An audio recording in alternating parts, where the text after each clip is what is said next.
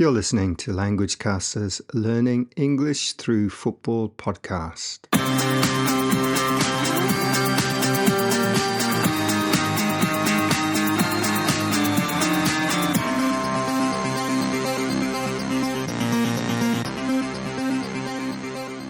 Hello everyone and welcome to the show for all those who love the beautiful game of football and who want to improve their English language skills. My name's Damon and I'm based in Tokyo, which is enjoying some lovely sunny weather at the moment. Now, the football season in Japan finished last month, but there's plenty of action in the Premier League, which is in the middle of its busiest period.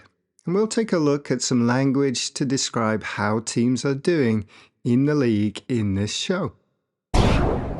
Hi, my name's David, I'm from London and I'm an Arsenal fan and you're listening to languagecaster.com. And I wonder how Damien, the other half of the Language Caster team in London, is doing. He's probably not feeling too great after his team Tottenham were beaten 2-1 away at their big rivals Arsenal. Now, Tottenham have mixed form recently. Their last 5 matches have seen 2 wins against 4th tier Tamworth and league leaders Liverpool, ouch, but also 2 losses and a draw. Their results are a real mixed bag. So mixed form, or their form is mixed, and a mixed bag of results are phrases we can use to describe a team with results like Tottenham's. In the main part of the show, we'll turn to Newcastle United and talk about phrases to describe their form. 你依家收聽緊 languagecaster.com。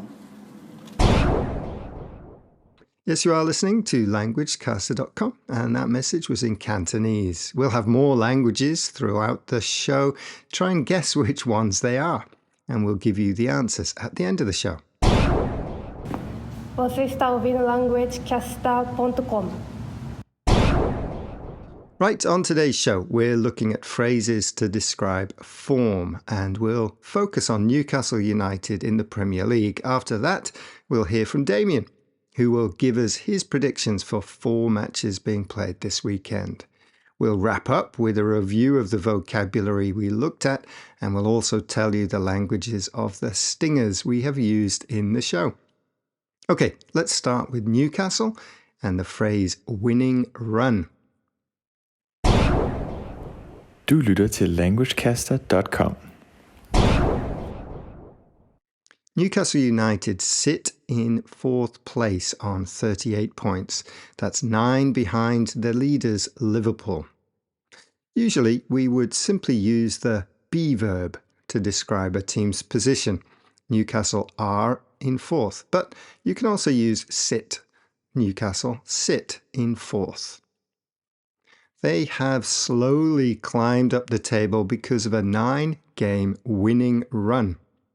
A run is a number of games with the same result. It is most often used with wins. So Newcastle have won 9 games in a row in all competitions. They have won 9 games on the bounce. On the bounce means one after the other. What about if a team loses a lot of games on the bounce? This would be described as a losing streak. Leicester City are on a 6-game losing streak in the Premier League, although they did get a win in the FA Cup 3rd round. We could also use winless streak, and this would mean a team has drawn and lost a lot of games. Everton are on a 6-match winless streak in the Premier League. We can use run in the following way too. A run of 3 draws, a run of 4 wins, a run of 5 losses.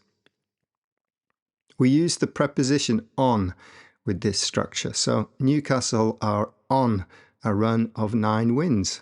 So on a run of, plus the number and result. Registrando i languagecaster.com.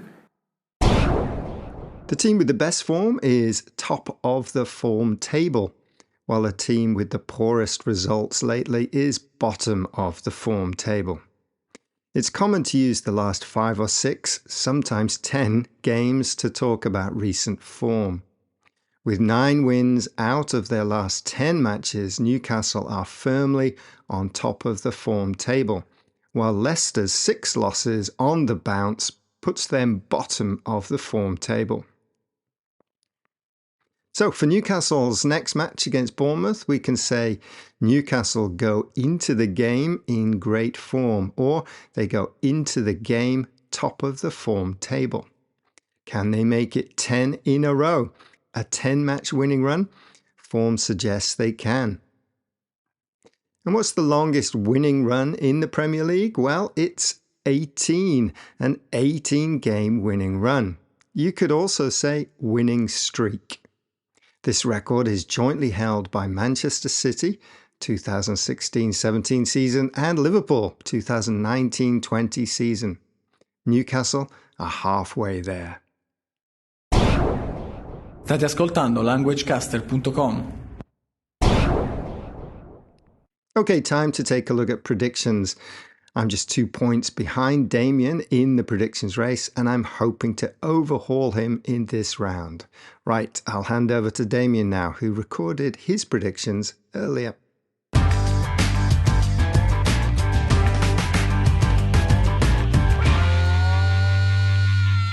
Right, it's time for our predictions, and we are going to feature 4 games from this weekend, 3 on Saturday and 1 on Sunday, 2 from the Premier League in England and 2 from Italy. Right, let's start with Arsenal against Aston Villa. Arsenal, of course, will be buoyant. They'll be in a really good mood after beating my team Tottenham in the North London derby, and they face Aston Villa at home. I think this one will finish 1-1. Now, also on Saturday, there are 2 big games in Italy in Serie A.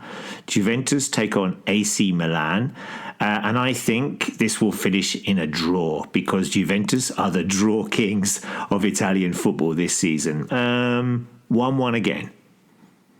Also on Saturday is the top of the table clash between Atalanta and Napoli. Napoli are top at the moment. Atalanta have stumbled a little with 3 draws in a row. I think Napoli are going to win this and go on to win the title. 2-1 to Napoli. And finally, from the Premier League on Sunday, relegation-threatened Ipswich host Manchester City. Of course, they are the champions. I think City will win comfortably. 3-0 to City.